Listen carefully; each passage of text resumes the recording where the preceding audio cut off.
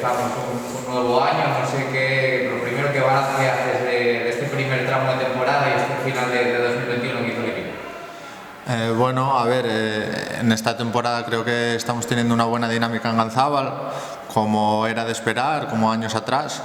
Quizá tenemos esa tarea pendiente de fuera de casa conseguir mejores resultados.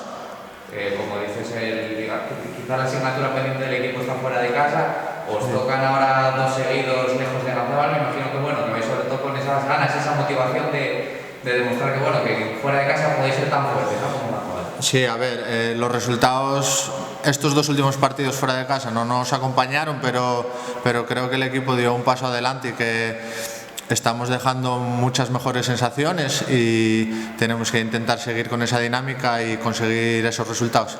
El primer partido es en Leganés, contra el filial de Leganés. No sé bueno, qué partidos esperáis, porque bueno, los partidos con los filiales son siempre complicados, pero bueno, van a ser equipos que tienen muy buen trato de balón, ¿no? Y que dominan. Sí, a ver, con los filiales te puedes esperar de todo. Si te encuentras un día con la mejor versión de ellos, pues va a ser muy complicado. Si empiezas tú llevando la iniciativa y siendo fuertes, pues podemos meterles mano. Hay que intentarlo, como te decía, intentar seguir con la dinámica de estos últimos partidos fuera de casa y seguro que eso nos lleva a conseguir puntos. Y una última, no sé cómo estáis viviendo ahora en la plantilla estas últimas semanas con el aumento, digamos, de casos de COVID, porque trastoca mucho los planes, ¿no? Esa incertidumbre quizá de estas piernas, no saber con quién puedes contar, con quién no. Sí, bueno, eso me imagino que el comedero de cabeza lo tendrá más el míster para la hora de preparar los partidos y hacer los onces.